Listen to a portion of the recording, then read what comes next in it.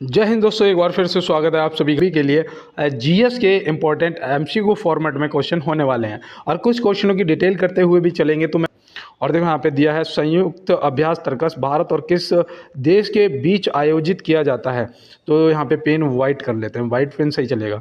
तो देखो संयुक्त अभ्यास तर्कस भारत और किस देश के बीच आयोजित किया जाता है। मैं आपको बताऊँ, जितने आर्मी एक्सरसाइज है ना, एक बार सब चेक कर लेना और बाद बाकी मैं तो आपको बता ही दूंगा, ताकि आपसे अगर कहीं पूछ लिया जाए तो पेपर में छूटे ना, है ना। मेरा ये उद्देश्य रहता है कि मैं आपको वो सभी बताऊं चीज़ें जो आपसे ना छूटें। और यहाँ पे ऑप्शन सी आपका अमेरिका सही जवाब हो गया है। और चलते हैं अपने अगले प्रश्न पे। देखो यहाँ पे हमारा अगला है, हाल ही में कौन union public service commission UPSC की नई अध्यक्ष बनी है। तो भैया हाल ही में कौन union public service commission UPSC की नई अध्यक्ष बनी है। पहले तो मुझे कमेंट में यही है बताना कि यूपीएससी किसका किसका सपना है, कौन चाहता है कि वो आईएएस आईपीएस बने, है ना। आप मुझे कमेंट बॉक्स में ज़रूर बताना। और यहाँ पे सही जवाब हमारा प्रीति सूदन हो जाएंगी, ऑप्शन बी। ये तो हम लोग पहले भी इस क्वेश्चन को कर चुके हैं, है ना दोस्त। और चलते हैं अपने अगले प्रश्न की तरफ। और यहाँ पे देखो दिया गया है, निम्न में से 23वें जैन धर्म के तीर्थकार कौन थे। निम्न में से 23वें जैन धर्म के तीर्थकार कौन थे। तो आप यहाँ पे क्या बताएंगे। देखो हम लोग क्या करते हैं, हमें पहला पता रहता है, लास्ट वाला पता रहता है और बीच के चीज़ें हम भूल जाते हैं, है ना। लेकिन मैं यहाँ पे आपको इसीलिए बता रहा हूँ कि ताकि पेपर में पूछा जाए तो आपसे छूटे ना। तो भगवान पार्श्वनाथ, ऑप्शन सी यहाँ पे हमारा सही जवाब हो जाएगा। ये जैन धर्म के 23वें तीर्थकार थे, ठीक है ना। और 24वें हमारे महावीर स्वामी जी थे, ये भी आप याद रखेंगे। और भगवान ऋषभ देव आप याद रखना, ये जैन धर्म के प्रथम तीर्थकार थे। प्रथम तीर्थकार अगर पूछे जाएंगे तो आप क्या बताएंगे, ऋषभ देव जी थे। तो ये भी आप ध्यान रखेंगे। और अगर आपसे कहीं मान लो कि दूसरे पूछ दिए गए तो आप क्या बताएंगे। देखो नोट करते जाओ, स्क्रीनशॉट ले लो। अगर पेन कॉपी नहीं है प्रेजेंट टाइम में तो स्क्रीनशॉट ले लिया करो। तो याद रखना दूसरे जो हैं वो अजीत नाथ थे। कौन थे, अजीत नाथ। तो ये भी आप ध्यान में रखेंगे। तो दोस्त मैं उम्मीद कर रहा हूँ कि आपने स्क्रीनशॉट ले लिया होगा। और चलते हैं अपने अगले प्रश्न की तरफ। देखो यहाँ पे दिया है, निम्न में से हिंदुस्तान सोशलिस्ट रिपब्लिकन एसोसिएशन की स्थापना कब हुई थी। तो निम्न में से हिंदुस्तान सोशलिस्ट रिपब्लिकन एसोसिएशन की जो स्थापना है वो कब हुई थी। तो आपको यहाँ पे ये बताना कहाँ हुई थी। अगर पता है तो वो भी कमेंट बॉक्स में बताना। तो पहले तो आप नोट करो कि भैया ये स्थापना 1928 में हुई थी। कब हुई थी, 1928 में हुई थी। और ये हुई थी दिल्ली में। कहाँ हुई थी दोस्त, दिल्ली में। और इसको किसने किया था वो भी आप याद रखना, हमारे भगत सिंह जी और चंद्रशेखर आज़ाद जी, है ना। तो ये भी आप याद रखेंगे। और यहाँ पे देखो, यहाँ पे एक चीज़ और याद रखना, यहाँ पे 1913 दिया, जो कि मैंने आपको शायद परसों की क्लास में परसों नहीं, संडे को तो क्लास हुई नहीं थी, सैटरडे की मतलब शनिवार की क्लास में मैंने आपको बताया था कि गदर पार्टी की स्थापना हुई थी, है ना। गदर पार्टी की स्थापना हुई थी। तो ये मैं आपको बता चुका हूँ। तो बिल्कुल दोस्त चलते हैं इसके साथ में अपने अगले प्रश्न की तरफ। देखो यहाँ दिया है, भारत की स्वतंत्रता के समय ब्रिटेन के प्रधानमंत्री कौन थे। भारत की स्वतंत्रता के समय ब्रिटेन के जो प्रधानमंत्री थे वो कौन थे। तो आप यहाँ पे क्या बताएंगे, आपका जो सही जवाब है वो क्या होगा। तो मैं यहाँ पे आपको बता दूँ, आप याद रखना, यहाँ पे आपका राइट आंसर हो जाएगा क्लाइमेट इटली, है ना। क्लाइमेट इटली, ऑप्शन ए आपका सही जवाब हो जाएगा। और ये पता कौन सी पार्टी से थे, इनकी पार्टी भी कभी कभी पूछ ली जाती है। तो याद रखना लेबर पार्टी से थे, है ना। लेबर पार्टी से ये थे। तो ये भी आप याद रखेंगे। और देखो एक चीज़ और याद रखना कि भारत की स्वतंत्रता के समय पूछा जा सकता है कि राष्ट्रीय कांग्रेस के अध्यक्ष कौन थे। तो वो थे जेबी कृपलानी जी, है ना। स्वतंत्रता के समय कौन थे, जेबी कृपलानी जी। तो ये भी आपको ध्यान में रखना है। तो मैं उम्मीद करता हूँ आपने नोट कर लिया होगा क्वेश्चनों को और स्क्रीनशॉट भी ले लिया होगा। और चलते हैं अपने अगले प्रश्न की तरफ। और मैं कई दिन से देख रहा हूँ कि 240 पिक्सल पर अगर क्लास को देख रहे हो तो ये साफ लिखा हुआ नहीं दिख रहा है ना। ये समस्या आ रही है ना, कोई बात नहीं है, मैं आज और कोशिश करूँगा इसे सुधारने का। और देखो यहाँ पे दिया है, दिलीप नोंगमैथम किस भाषा के लिए बाल साहित्य पुरस्कार से सम्मानित किए गए हैं। तो भैया दिलीप नोंगमैथम को किस भाषा के लिए बाल साहित्य पुरस्कार से सम्मानित किया गया है। तो आप यहाँ पे क्या बताएंगे। तो याद रखना वो भाषा आपकी हो जाएगी मणिपुरी। कौन सी हो जाएगी, मणिपुरी। ऑप्शन ए यहाँ पे आपका सही जवाब दोस्त हो जाएगा। और देखो उस दिन मैंने मलयालम आपको बताई थी ना, कथकली। कथकली की भाषा क्या है, मलयालम भाषा में होती है ना। ये भी मैंने आपको बताया था, याद रखना। और चलते हैं दोस्त अपने अगले प्रश्न की तरफ। और आज जो हमारे क्वेश्चन हैं वो इंग्लिश में टाइप नहीं हो पाए, क्योंकि आज थोड़ा समय कम था और मुझे दीपावली के चक्कर में थोड़ा मार्केट जाना था।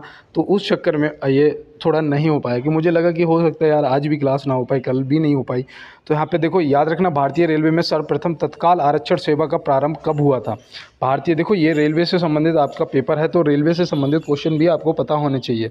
तो याद रखना भैया, यहाँ पे आपका सही जवाब 20 दिसंबर 1997 हो जाएगा। क्या हो जाएगा?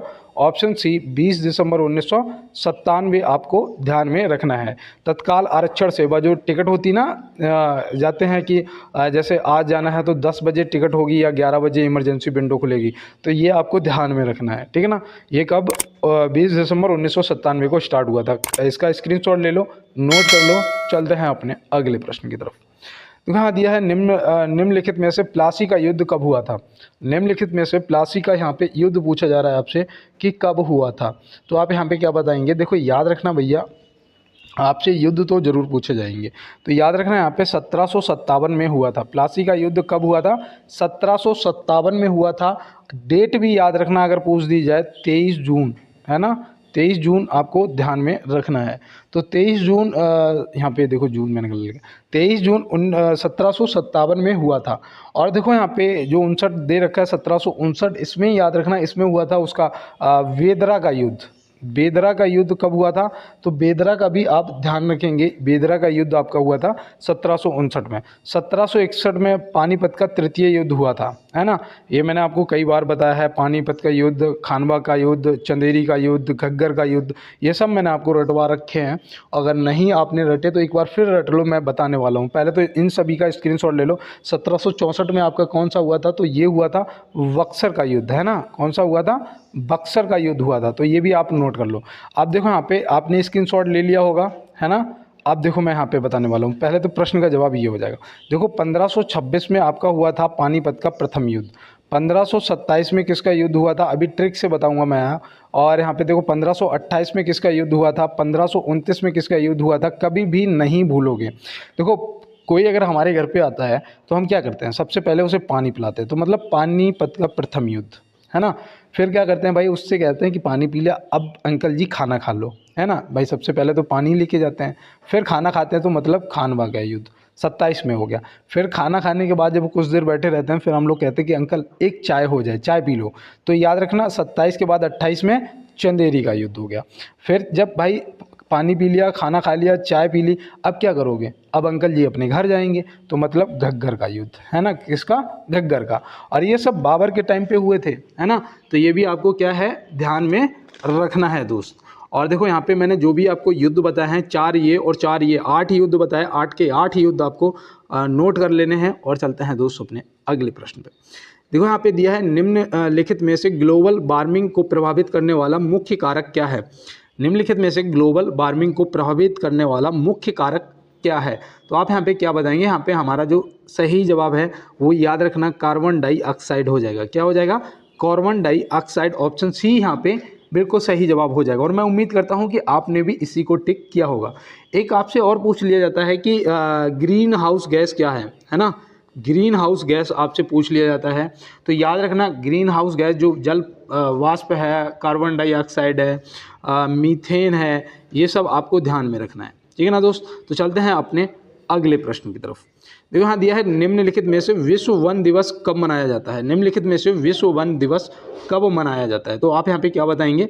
तो मैं उम्मीद करता हूँ आपने आंसर कर दिया होगा। और अब मैं आपको बताने वाला हूँ कि आप अपना आंसर मैच करिएगा। 21 मार्च यहाँ पे क्या हो जाएगा? ऑप्शन ए 21 मार्च जो है वो आपका बिल्कुल हो जाएगा सही जवाब। और देखो यहाँ पे याद रखना 22 मार्च जो है, 22 मार्च को क्या होता है? तो 22 मार्च को होता है विश्व जल दिवस। तो ये भी आपको ध्यान में रखना है। विश्व जल दिवस कब मनाया जाता है? 22 मार्च को मनाया जाता है। अगर किसी ने 22 मई को टिक किया था तो याद रखना 22 मई को जैव विविधता दिवस मनाया जाता है। जैव विविधता दिवस, तो विविधता, तो जैव विविधता दिवस मनाया जाता है। तो ये भी आप ध्यान में रखेंगे। तो बिल्कुल दोस्त आप इसका स्क्रीनशॉट ले लो और चलते हैं अपने अगले प्रश्न की तरफ। और देखो हाँ, पीडीएफ के लिए किसी ने नहीं कहा, पीडीएफ मैं आपको बता दूं, अगर किसी को चाहिए तो कमेंट बॉक्स में बोल देना, ठीक है ना। मैं अब आपको पीडीएफ देना स्टार्ट कर दूंगा क्योंकि मेरा फ़ोन जो है वो रिचार्ज हो चुका है, ठीक है ना। तो मैं आपको पीडीएफ, इस क्लास की जो पीडीएफ है आपको टेलीग्राम पे मिल जाएगी। टेलीग्राम आप ज्वाइन कर लेना। और यहाँ पे देखो दिया गया है 24वें ग्रीष्मकालीन ओलंपिक खेल कहाँ आयोजित होंगे। 34वें ग्रीष्मकालीन ओलंपिक खेल कहाँ आयोजित होंगे? तो आप यहाँ पे क्या बताएंगे? यहाँ पे आपका जो राइट आंसर है वो याद रखना दोस्त, ये अमेरिका में होंगे। कहाँ पर होंगे? अमेरिका के शायद वो लॉरेंस है क्या है, वहाँ पे होंगे और 2028 में होंगे। कब होंगे दोस्त? 2028 में ये अमेरिका में आयोजित होंगे। और देखो यहाँ पे एक चीज़ याद रखना, ऑस्ट्रेलिया दे रखा है ना, तो यहाँ पे 34वां जो है वो तो अमेरिका में होगा, यहाँ पे 35वें होंगे। और 35वें कब होंगे तो आपको पता है ये कितने वर्ष बाद होते हैं? कमेंट बॉक्स में बताइए कि जो ये ओलंपिक खेल हैं कितने वर्ष बाद होते हैं, तो आप तुरंत बताएंगे कि भैया ये नेक्स्ट हमारे जो हैं फिर 32 में होंगे जाके, है ना। अब यहाँ पे देख लो 28 से 32 जाने में कितने वर्ष लग रहे हैं। तो मैं उम्मीद करता हूँ कि आप समझ गए होंगे प्रश्न का जवाब भी। और चलते हैं अपने अगले प्रश्न की तरफ। देखो यहाँ पे दिया है, भगवान बुद्ध ने सर्वाधिक उपदेश कौशल की राजधानी खालिस्तान में दिए थे। तो कौशल की राजधानी अगर पता होगा तो आप यहाँ पे सही जवाब बता देंगे। अगर आपको ये पता होगा कि भगवान बुद्ध ने सर्वाधिक उपदेश कहाँ दिए थे तो भी आप इसका जवाब जो है वो बता देंगे। तो याद रखना भैया, यहाँ पे आपने आंसर कर दिया होगा, श्रावस्ती हो जाएगा। श्रावस्ती ऑप्शन सी जो है वो यहाँ पे आपका बिल्कुल राइट आंसर हो जाएगा। तो ये आपको ध्यान में रखना है। और दूसरा यहाँ पे एक चीज़ और याद रखना कि जो भगवान बुद्ध ने पहला उपदेश दिया था वो सारनाथ में दिया था। कहाँ दिया था? सारनाथ में दिया था। तो सारनाथ अगर आपने टिक किया था तो आपका जवाब गलत हो चुका था, क्योंकि श्रावस्ती में दिया था सबसे ज़्यादा।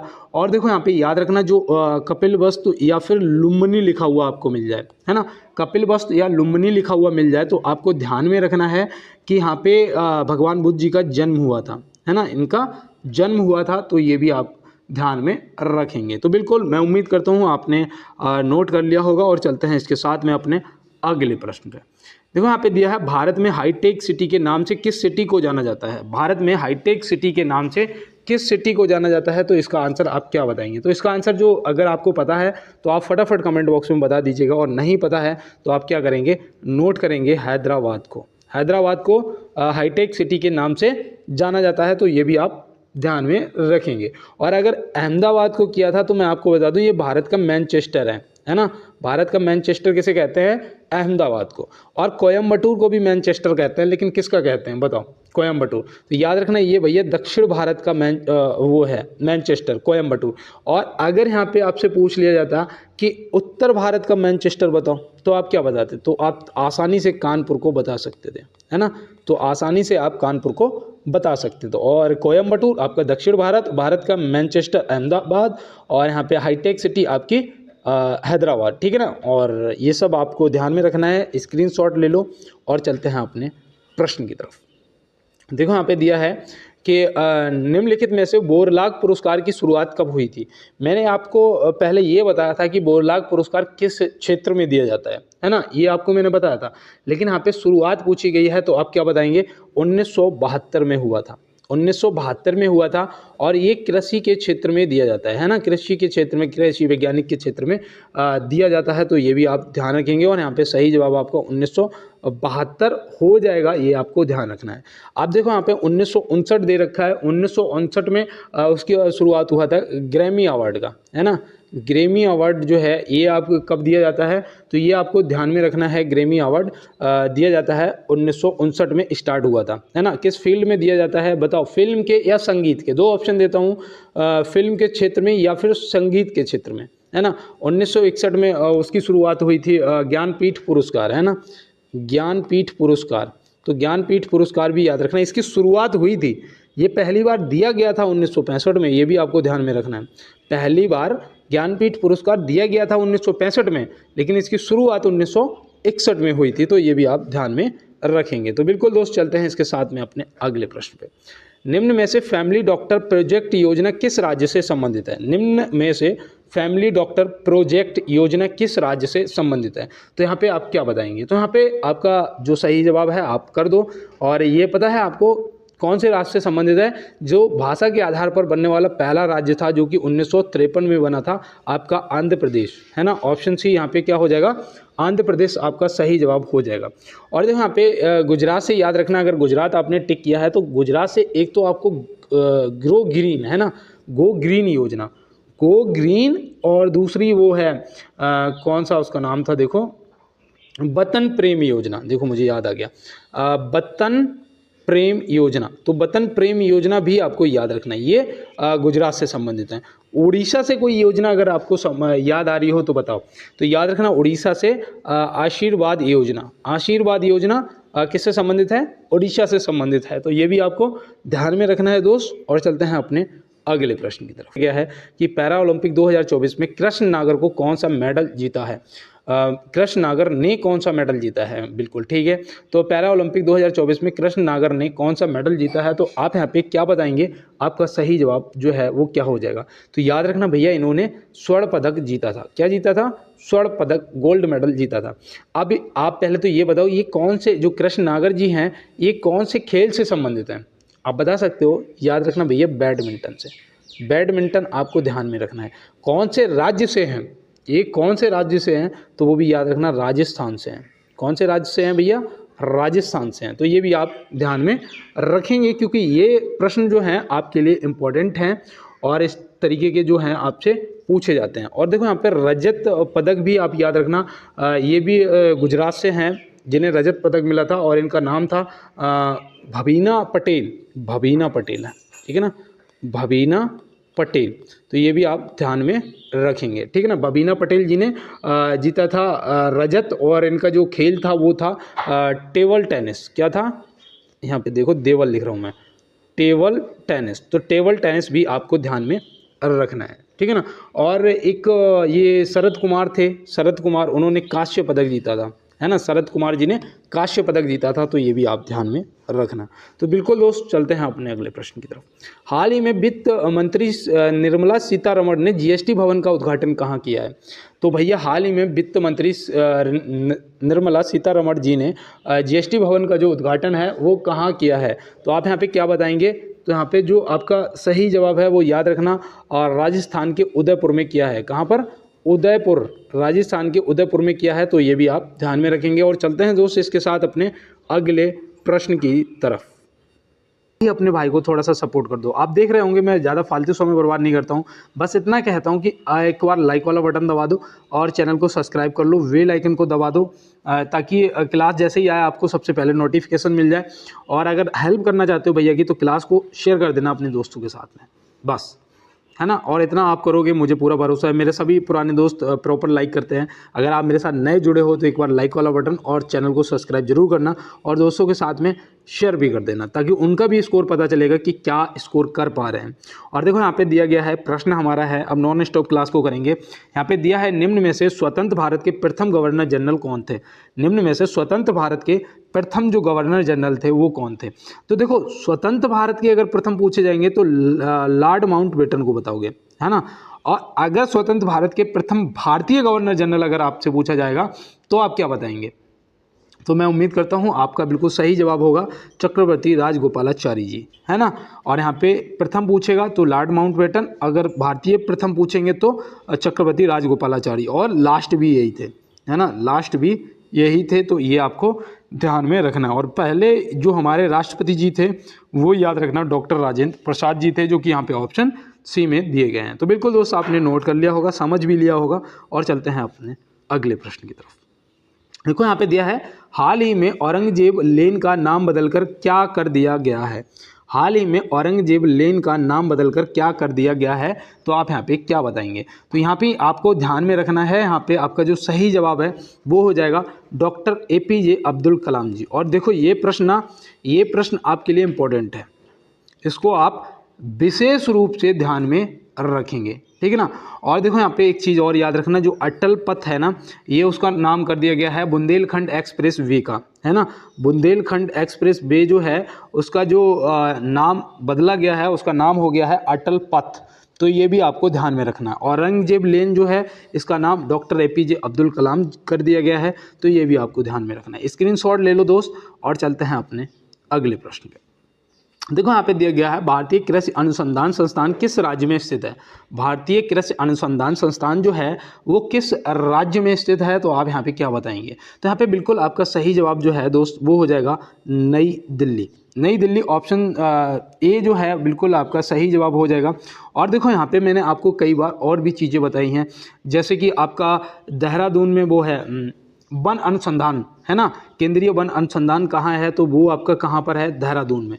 कटक में आपका वो है केंद्रीय चावल अनुसंधान है ना, केंद्रीय चावल अनुसंधान आपका कटक में है। और वनस्पतिक अनुसंधान केंद्र आपका कहाँ, शायद लखनऊ में है ना। तो ये सब आपको पता होने चाहिए, नोट कर लो, मेरे साथ जुड़े रहोगे, मैं आपको सबके सब कंप्लीट करवाता हुआ चलूँगा। और देखो यहाँ दिया है निम्न में से उदय शंकर किस भारतीय शास्त्रीय नृत्य से संबंधित है।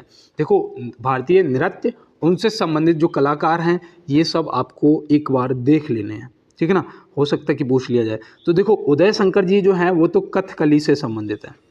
किससे संबंधित हैं, कथकली से संबंधित हैं, याद रहेगा ना।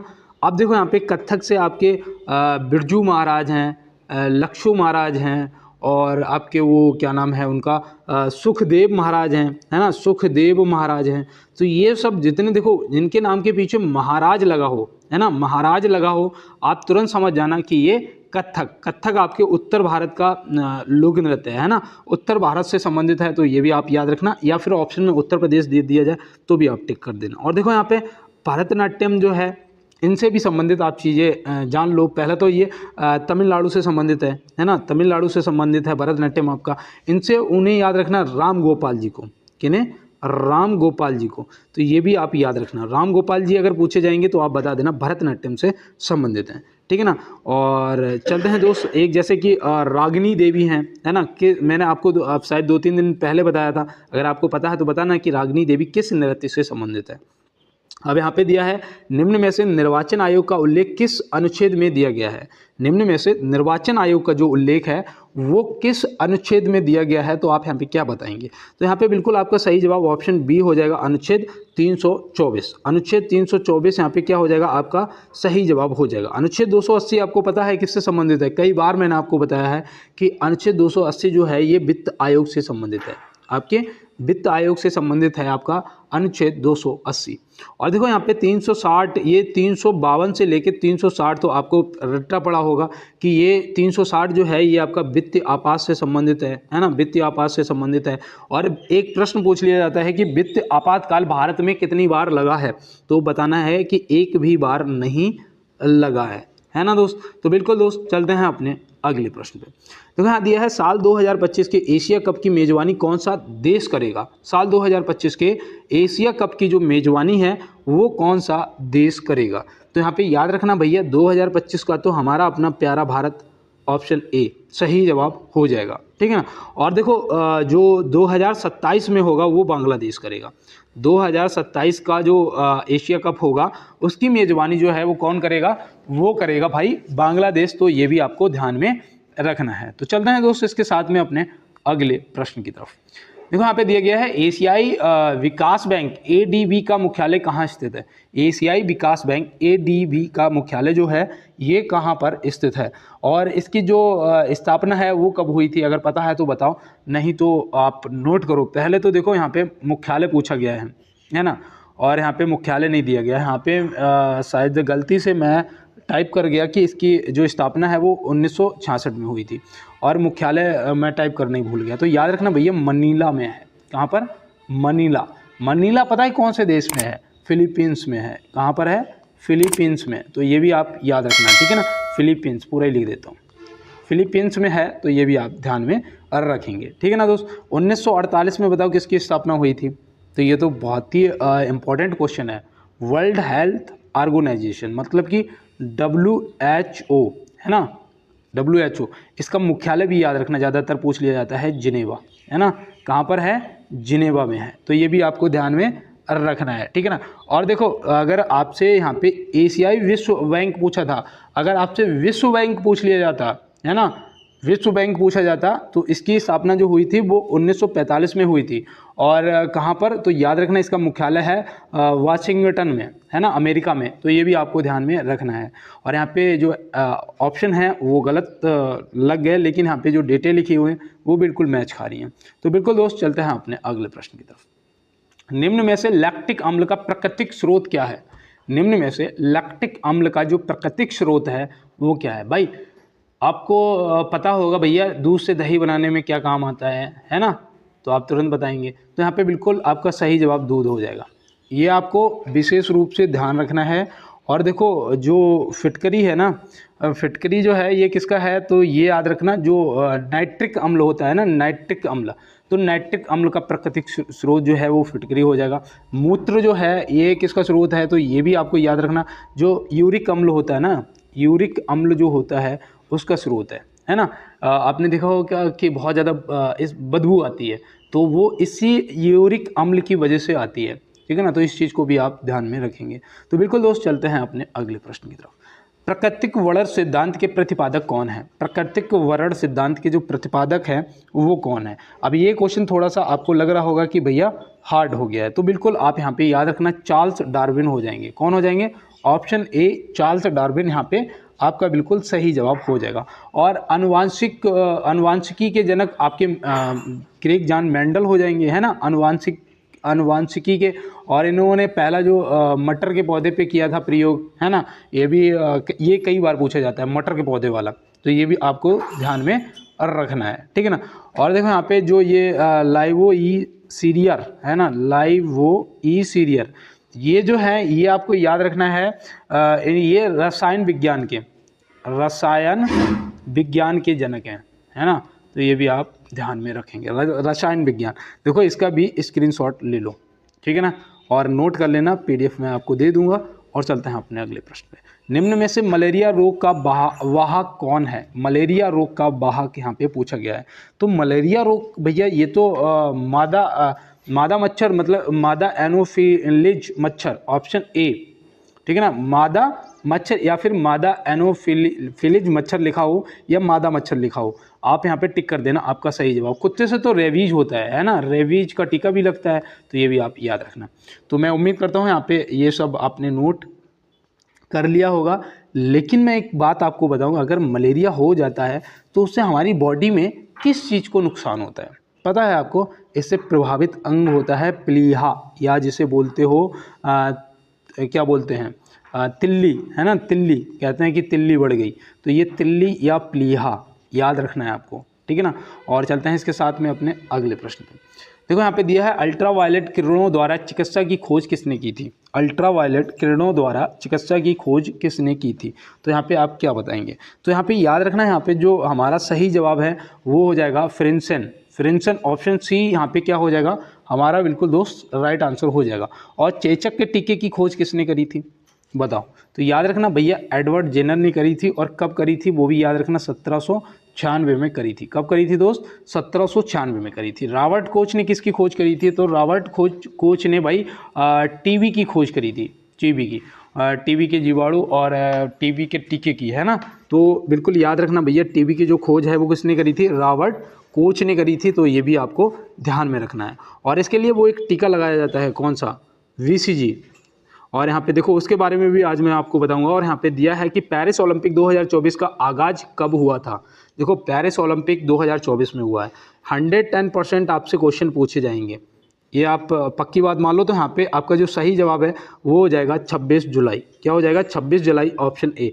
इसका समापन अगर पूछा जाएगा तो याद रखना जो समापन है वो कब हुआ था? 11 अगस्त को हुआ था। तो ये भी आपको ध्यान में रखना है। तो मैं उम्मीद करता हूँ मैंने अब तक जो भी आपको बताया है आपको समझ आया होगा, आपने नोट किया होगा। और अगर आपको क्लास पसंद आ रही है तो लाइक, शेयर और चैनल सब्सक्राइब जरूर कर लेना, और दोस्तों के साथ में आपको शेयर जरूर करना है। और देखो यहाँ दिया है निम्नलिखित में से मुखौटा नृत्य किस राज्य से संबंधित है? मुखौटा नृत्य, देखो जो नृत्य हैं वो भी आप याद रखना। मैंने आपको ज़्यादातर विशेष रूप से इस टाइम इन्हीं चीज़ों पे ध्यान दे रहा हूँ। तो यहाँ पे सही जवाब हमारा अरुणाचल प्रदेश हो जाएगा। क्या हो जाएगा? अरुणाचल प्रदेश से आपका मुखौटा नृत्य संबंधित है, तो याद रहेगा ना। और देखो जम्मू कश्मीर से आपका एक तो वो होता है हीकत, है ना, हीकत, और दूसरा आपका वो था राउफ है ना, वो भी आपको ध्यान में रखना है, ठीक है ना। तमिलनाडु से बताओ, तमिलनाडु से अगर आपको कुछ याद आ रहा हो तो याद रखना कुंभी नृत्य, है ना, कुंभी। तो कुंभी जो है ये आपका हो जाएगा तमिलनाडु से। और रासलीला आपको पता है, रासलीला, तो रासलीला आपके उत्तर प्रदेश से हो जाएगा। और वो रंगोली त्यौहार कहाँ मनाया जाता है, महाराष्ट्र में मनाया जाता है ना। बिहू आपका असम में मनाया जाता है। और इस तरीके से आपका विदेशिया जो बिहार में मनाया जाता है, गरबा आपका गुजरात में मनाया जाता है। तो ये सब आपको पता होने चाहिए। और देखो यहाँ दिया है उत्तर पश्चिम रेलवे का मुख्यालय कहाँ स्थित है। उत्तर पश्चिम रेलवे, ये इसका जवाब गलत नहीं करना है क्योंकि ये सब मैंने आपको बहुत पहले से रटवा रखे हैं, है ना। तो यहाँ पे बिल्कुल आपका सही जवाब जयपुर हो जाएगा। कहाँ पर है, जयपुर में। इसकी स्थापना जो है वो भी याद रखना 1 अक्टूबर 2002 को हुई थी। कब हुई थी, 1 अक्टूबर 2002 को। पहले तो देखो हुबली जो है यहाँ पे पूरी दुनिया का सबसे लंबा प्लेटफॉर्म है, जिसकी लंबाई कितनी है, 1507 मीटर है ना। ये आपको याद रखना है। हुबली याद रखना कि दक्षिण पश्चिम रेलवे का मुख्यालय भी है, दक्षिण पश्चिम रेलवे का मुख्यालय भी है, जिसकी स्थापना कब हुई थी, 2003 में हुई थी। तो ये भी याद रखना। देखो जबलपुर आपका है, जबलपुर याद रखना ये पश्चिम मध्य रेलवे का मुख्यालय है। कौन सा, पश्चिम मध्य रेलवे का। तो ये आपको याद रखना, इसकी भी स्थापना 2003 में ही हुई थी। तो इसका स्क्रीनशॉट ले लो और चलते हैं इसके साथ में अपने अगले प्रश्न की तरफ और देखते हैं हमारा अगला प्रश्न क्या है। देखो यहाँ दिया है भारत के कितने राज्य नेपाल सीमा से लगे हैं।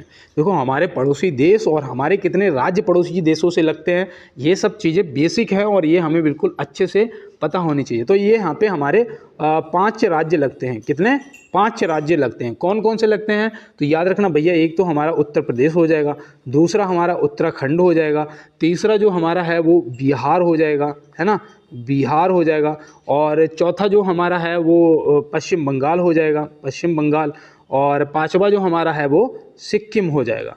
तो ये आप याद रखना। और सिक्किम की जो राजधानी है वो क्या है, कमेंट बॉक्स में बताना। देखो राजधानी आपके लिए इंपॉर्टेंट है, ठीक है ना, इस चीज़ को याद रखना।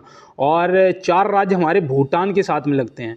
और देखो भूटान से एक चीज़ याद रखना कि भूटान विश्व में ऐसा पहला देश बन गया जो धूम्रपान से मुक्त हो गया, तंबाकू पर पूर्ण रूप से प्रतिबंध लगा दिया गया है ना। तो ये भी आप याद रखना। भूटान की सीमा पहली तो आपकी सिक्किम के साथ में लगती है, और दूसरा आपके पश्चिम बंगाल के साथ में लगती है, तीसरा आपके असम के साथ में लगती है, और चौथा आपका अरुणाचल प्रदेश के साथ में लगती है। तो ये भी आप याद रखना। और देखो यहाँ पे प्रश्न का जवाब तो आपका ऑप्शन सी हो ही गया था, और जो मैंने बताया वो भी नोट किया होगा। और पूरब और पश्चिम का ये भी राज्य आपसे पूछे जाते हैं कि सबसे पूर्वी राज्य कौन सा है, तो मैंने उस दिन बताया था कि अरुणाचल प्रदेश है। सबसे पश्चिम में आपसे पूछा था तो मैंने बताया था गुजरात है ना। उत्तर में पूछा था तो लद्दाख बताया था, और दक्षिण में मैंने आपको क्या बताया था ये आप कमेंट बॉक्स में बताना, ठीक है ना। दक्षिण में सबसे लास्ट जो हमारा राज्य है वो कौन सा है, जैसे यहाँ पे अरुणाचल प्रदेश, यहाँ पे गुजरात, यहाँ पे लद्दाख, तो यहाँ पे कौन सा है दक्षिण में, ये आप कमेंट बॉक्स में बताएंगे। और चलते हैं अपने अगले प्रश्न की तरफ। और यहाँ पे देखो दिया है भारत एवं अफगानिस्तान के बीच सीमा रेखा की लंबाई कितनी है। उस दिन मैंने बताया था कि सबसे लंबी जो भारत सीमा रेखा है भारत की कौन से देश के साथ लगती है, तो आपने तुरंत बताया था कि भैया बांग्लादेश के साथ लगती है। कौन से, बांग्लादेश के साथ में, जो कि आपने बिल्कुल सही आंसर भी किया था। लेकिन आज यहाँ पे अफगानिस्तान के साथ में अगर पूछा जाएगा तो आप तुरंत बताएंगे 106 किलोमीटर मात्र। कितना, 106 किलोमीटर। और 23 जो था ये तो बिल्कुल रटा पड़ा होगा कि पाकिस्तान के साथ में लगता है। सबसे लंबी जो है ये तो हमारी होएगी, है ना, 4096 10.7 किलोमीटर। ये किसके साथ में, बांग्लादेश के साथ में। और त्रिपुरा मैंने आपको बताया था कि त्रिपुरा से 3 तरफ से त्रिपुरा घिरा हुआ है, किससे, बांग्लादेश से, है ना। तो ये भी मैंने आपको बताया था, तो ये भी आपको याद होगा। तो बिल्कुल दोस्त चलते हैं अपने अगले प्रश्न पे। भारत की दूसरी सबसे लंबी तट रेखा वाला राज्य कौन सा है। देखो प्रथम पूछा जाएगा, मुझे पता था कि अगर मैं यहाँ पे आपसे प्रथम पूछता तो आप तुरंत बता देते कि भैया गुजरात है ना, पहले नंबर पे। सबसे छोटा अगर आपसे पूछता तो तुरंत बता देते कि भैया सबसे छोटी है गोवा के साथ में, है ना। लेकिन यहाँ पे दूसरी पूछी है, दूसरी जो है वो आंध्र प्रदेश के साथ में लगती है। किसके साथ में, आंध्र प्रदेश के साथ में लगती है। और याद रखना जो यहाँ पे जो दूसरी है वो आंध्र प्रदेश है। और देखो यहाँ पे थोड़ा सा यही कंफ्यूज हो गया था मैं। और ये जो सीमा रेखा है ना दूसरी, इसकी लंबाई कितनी है, तो याद रखना 975 किलोमीटर। कितनी है, 975 किलोमीटर है, तो ये याद रखना। और गुजरात से जो लगती है उसकी लंबाई आपको पता है 1600 किलोमीटर, 1600 किलोमीटर, है ना, ये आप याद रखना। और देखो गोवा तो भाई सबसे छोटी लगती है, गोवा के साथ में कितनी होगी, तो गोवा की है 131 किलोमीटर। कितनी, 131 किलोमीटर। तो ये भी आप याद रखना। देखो यहाँ पे 131 में इधर लिख देता हूँ, 131 किलोमीटर। तो यहाँ पे सभी का मैंने लिख दिया है कितनी तट रेखा है। स्क्रीनशॉट लो फटाफट और आ जाओ अपने अगले प्रश्न पे। देखो यहाँ पे दिया है महिला T20 में सर्वाधिक रन बनाने वाली भारतीय खिलाड़ी कौन है महिला T20 में। तो भैया ये आपका HW है, रोहित शर्मा तो यहाँ ऑप्शन में है ही नहीं, है ना, क्योंकि यहाँ पे महिला T20 की बात हो रही है। इसका आंसर आप कमेंट बॉक्स में करेंगे। और चलते हैं अपने अगले प्रश्न की। सॉरी, देखो यहाँ पे दिया है शीशे के एक टुकड़े सहित बर्फ का एक ब्लॉक या फिर आप बोल सकते हो खंड, है ना, टुकड़ा पानी में तैरता है। यदि बर्फ पिघलती है तो पानी का स्तर क्या होगा। भाई हमेशा मैंने आपको बताया है कि कोई भी गिलास हो, क्वेश्चन कैसे भी घुमा के पूछा जाए या कुछ भी हो, ठीक है ना, इसमें कितना भी पानी भरा हो, बर्फ़ का टुकड़ा पड़ा है, ये जब इसमें है ना, इसका तब भी पानी का घनत्व वही रहेगा, ये जब पिघल जाएगा तब भी पानी का घनत्व वही रहेगा, चाहे शीशे के टुकड़े के साथ पड़ा हो या लकड़ी के टुकड़े के साथ। तो यहाँ पे याद रखना समान हो जाएगा आपका ऑप्शन सी बिल्कुल सही जवाब, है ना। आप ये कभी नहीं भूलोगे कि अगर पानी में बर्फ़ का टुकड़ा पड़ा है और पानी का घनत्व आपसे पूछ दिया जाएगा, स्तर पूछ दिया जाएगा, तो आप बिल्कुल भी नहीं फंसोगे। तो बिल्कुल दोस्त, चलते हैं अपने अगले प्रश्न पर। देखो यहाँ दिया है वायुमंडल में जल वाष्प की मात्रा किस यंत्र द्वारा मापी जाती है। वायुमंडल में जल वाष्प की जो मात्रा है वो किस यंत्र द्वारा मापी जाती है। मैंने आपको कई बार बताया है कि वायु की आर्द्रता नापने के लिए किसका उपयोग करते हैं, बताया था ना, किसका बताया था, हाइग्रोमीटर का। किसका, हाइग्रोमीटर, ऑप्शन ए, है ना, आपका सही जवाब हो जाएगा। ये आपको ध्यान में रखना है। और जो हाइड्रोमीटर है ना, यहाँ पे देखो यही कन्फ्यूजन हो जाता है हाइग्रोमीटर और हाइड्रोमीटर में। तो हाइड्रोमीटर जो है ये अपेक्षिक घनत्व को नापने के काम आता है, अपेक्षिक घनत्व को नापने के काम आता है। लैक्टोमीटर जो है ये भाई देखा होगा, जो दूध की शुद्धता मापने के लिए प्रयोग में लाया जाता है। तो ये भी आप ध्यान में रखेंगे। और चलते हैं इसके साथ में अपने अगले प्रश्न पे। देखो यहाँ दिया है पौधों में रंध्र की स्थिति की पहचान कीजिए। पौधों में रंध्र की स्थिति की पहचान कीजिए। अब यहाँ पे बहुत से दोस्त होंगे जिन्हें पौधों में रंध्र नहीं पता होगा, है ना, कोई बात नहीं है। देखो पहले तो प्रश्न का जवाब हो जाएगा पत्तियों पर, क्योंकि समझाने से पहले ये तो बताना पड़ेगा कि ये पत्तियों पर होते हैं। पत्तियों पे बने होते हैं छोटे छोटे छिद्र होते हैं, जो कि हमें ऐसे सामान्य आंखों से नहीं दिखते हैं, है ना। तो ये याद रखना, जो इन्हें क्या बोलते हैं, रंध्र बोलते हैं। तो बिल्कुल आप ध्यान रखेंगे। और चलते हैं इसके साथ में अपने अगले प्रश्न की तरफ और देखते हैं हमारा अगला क्या है। तो यहाँ दिया है निम्न में से कौन सा नियत तापी प्राणी है। नियत तापी प्राणी, देखो ये साइंस के क्वेश्चन है। अब यहाँ पे बताओ नियत तापी प्राणी कौन सा है। तो याद रखना भैया, इनमें से सब वो सही जवाब जो है वो हो जाएगा आपका व्हेल। क्या हो जाएगा भाई, स्तनधारी है ना, ये अपने बच्चों को दूध पिलाती है, ये भी मैं आपको बता दूं। और ये व्हेल जो है ये नियत तापी प्राणी है। और यहाँ देखो नियत तापी प्राणी पता क्या होता है, अगर नहीं पता है तो मैं आपको बताऊं कि जो वातावरण के तापमान में परिवर्तन होने के बावजूद जिन प्राणियों के शरीर का तापमान अपरिवर्तित रहता है, जैसे कि आपके आ जाते हैं पक्षी, है ना, तो पंछी भी याद रखना है और व्हेल भी, ये दोनों जो हैं ये नियत तापी प्राणी होते हैं, ठीक है ना। आप कभी भूलोगे तो नहीं, वातावरण में कुछ भी फेरबदलाव हो, लेकिन इनका जो शरीर का जो तापमान है वो अपरिवर्तित रहता है। तो ये आप ध्यान में रखेंगे दोस्त। और चलते हैं इसके साथ में अपने अगले प्रश्न की तरफ।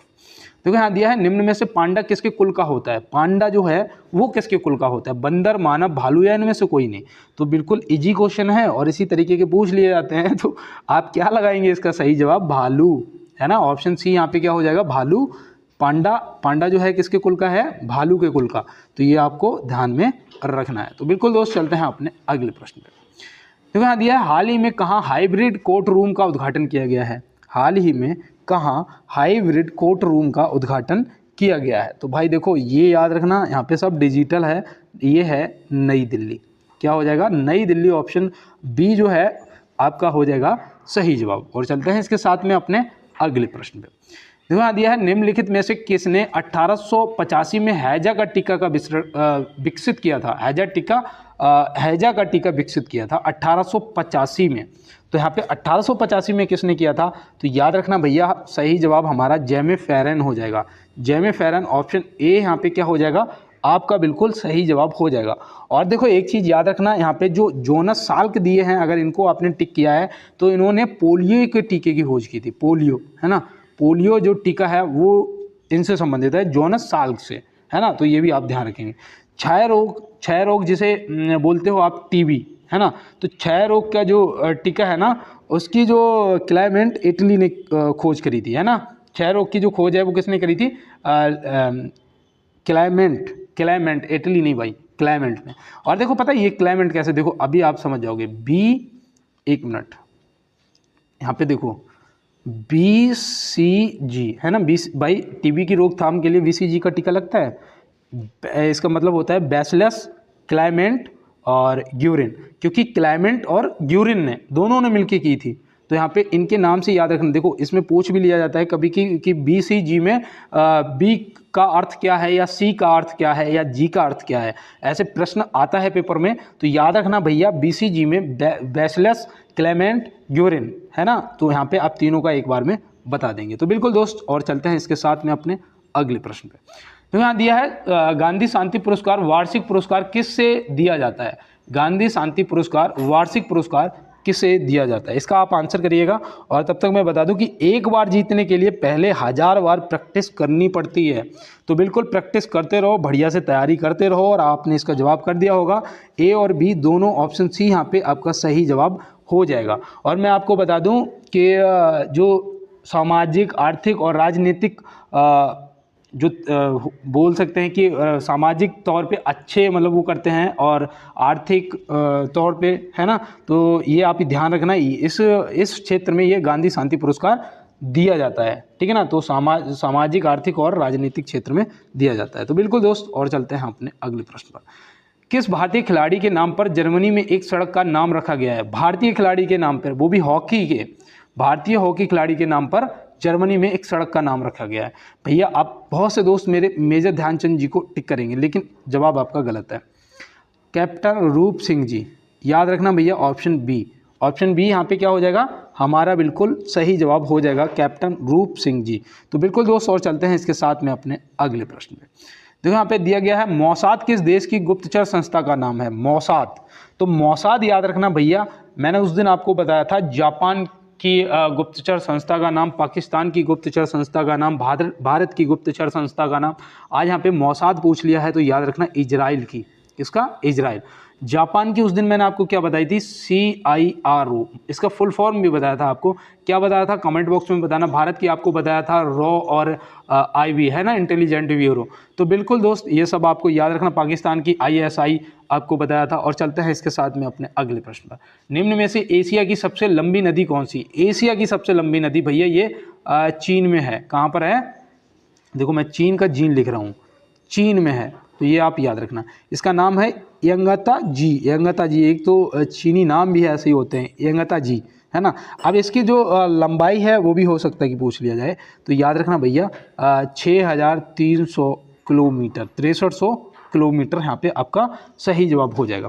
और दुनिया की सबसे लंबी नदी जो है वो नील है, इसकी लंबाई कितनी है? 6650 किलोमीटर। ये तो बिल्कुल रटी पड़ी होगी, मैंने कई बार आपको बताया है ना। और भारत की सबसे लंबी गंगा है, जिसकी लंबाई है 2525 किलोमीटर है ना, 2525 किलोमीटर। ब्रह्मपुत्र जो है ये याद रखना, इसकी लंबाई कभी कभी पूछ ली जाती है, तो याद रखना भैया 2900 किलोमीटर है ना। तो ये भी आप याद रखना, और इसका स्क्रीनशॉट ले लो आप और नोट कर लेना अपने नोट्स पे। और चलते हैं इसके साथ में अपने अगले प्रश्न पे। देखो यहाँ पे दिया है, विश्व के किस महाद्वीप को विज्ञान को समर्पित महाद्वीप कहा जाता है? विश्व के किस महाद्वीप को विज्ञान को समर्पित महाद्वीप कहा जाता है? जहाँ कोई स्थायी मानव निवास नहीं करता है। इतना मैं हिंट और दे दूं, अब जवाब गलत मत करना। तो यहाँ पे देखो एशिया और अफ्रीका दोनों जगह करते हैं, मतलब अंटार्कटिका हो जाएगा आपका ऑप्शन सी, क्या बिल्कुल राइट आंसर। तो बिल्कुल दोस्त, आपने सभी प्रश्नों को ईमानदारी से कर रहे हैं और चल रहे हैं अपने अगले प्रश्न पे। अंतर्राष्ट्रीय समझौता मॉन्ट्रियल प्रोटोकॉल संबंधित है भैया किससे? युद्ध विराम से, नाटो से, या ओजोन परत से? तो आप क्या बताओगे? यहाँ पे याद रखना है, यहाँ पे सही जवाब आपका हो जाएगा ओजोन परत से। ओजोन परत जो है वो हमारा सूर्य से निकलने वाली अल्ट्रावायलेट किरणों से रक्षा करती है ना। लेकिन इसे हानि पहुंचाने के लिए कौन सी गैस है? CFC। कौन सी गैस हानि पहुंचाती है? CFC, chlorofluorocarbon. तो ये भी आप ध्यान में रखेंगे है ना। और देखो मैं आपको बता दूं कि 1987 में किया गया एक अंतर्राष्ट्रीय समझौता है ये। कब? 1987 में किया गया अंतर्राष्ट्रीय समझौता है एक ये। तो ये भी आप ध्यान में रखेंगे, ठीक है ना। इसे स्क्रीनशॉट ले लो, नोट कर लो, और चलते हैं अपने अगले प्रश्न पे। सेकंड लास्ट क्वेश्चन है कि भारतीय संविधान की प्रस्तावना के अनुसार भारत एक खालिस्तान देश है। कैसा? यहाँ पे क्या सही जवाब होगा? संप्रभु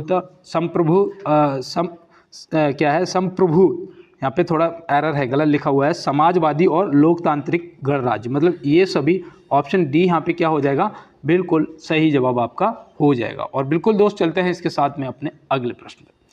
1940 में किस भारतीय संविधान सभा का अंतरिम अध्यक्ष बनाया गया था? 1940 में किसे, यहाँ पे देखो यही गलत है, किससे भारतीय संविधान सभा का अंतरिम अध्यक्ष बनाया गया था? तो भैया देखो अंतरिम अध्यक्ष किसे बनाया गया था, तो यहाँ पे सही जवाब डॉक्टर सच्चिदानंद सिन्हा जी हो जाएंगे, है ना, ऑप्शन सी यहाँ पे हमारा क्या हो जाएगा, सही जवाब।